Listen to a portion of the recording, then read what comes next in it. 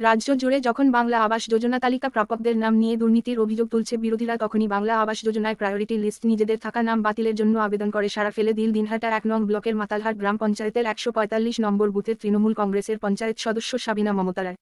তৃণমূলের ওই পঞ্চায়েত সদস্য জানান, যেহেতু তিনি গ্রামের পঞ্চায়েত সদস্য এবং আর্থিকভাবে সচ্ছল, তাই যখন জানতে পারেন আবাস যোজনার ঘরের লিস্টে তার নাম এসেছে, তৎক্ষণাৎ তারা সেটা বাতিলের সিদ্ধান্ত নেন। আর সেজন্যই আজ দিনহাটা ১ নং ব্লক সমষ্টি উন্নয়ন আধিকারিকের কাছে এসে ঘরের নাম কাটার জন্য আবেদন করেন। গ্রাম পঞ্চায়েত সদস্যের এমন পদক্ষেপকে সাধুবাদ জানিয়েছেন মাতালহাট গ্রাম পঞ্চায়েতের প্রধান মানবেন্দ্রনাথ রায়। তিনি জানান, তাদের গ্রাম পঞ্চায়েত সদস্য যেভাবে আবাস যোজনা তালিকা থেকে নিজের নাম বাদ দেওয়ার জন্য আবেদন করলেন, তাতে করে আরও একটি দুস্থ অসহায় মানুষ এই প্রকল্পে অন্তর্ভুক্ত হওয়ার সুযোগ পেল। আমি মাতালহাট গ্রাম পঞ্চায়েতের সদস্য ভলকা। এটা কত নম্বর? ১৪৫ নম্বর পঞ্চায়েত মেম্বার। আমাদের সেকশন লিস্টে নাম আছে। আমি নেব না, অন্য একজন গরিব মানুষকে দেওয়া হোক, তার জন্য আমি বিডিও অফিসে আসছি। নাম ক্যান্সেল করলেন? হ্যাঁ, আবেদন করলেন? হ্যাঁ, আবেদন করলাম। কি নাম আপনার?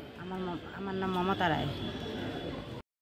দেখুন, মাতালহাট গ্রাম পঞ্চায়েত এলাকায় অনেক গরিব মানুষ আরও আছে।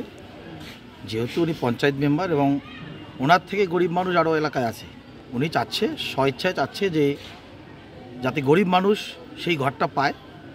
যার জন্যই উনি আজকে ব্লকে এসে বিডিও ম্যাডামের কাছে তিনি আবেদন করলেন, যাতে তার নামটা বাদ দিয়ে নিরীহ কোনো গরিব লোকের নাম সেখানে থাকে। পঞ্চায়েত সদস্যের নাম মমতা রায়। কত নম্বর বুথের?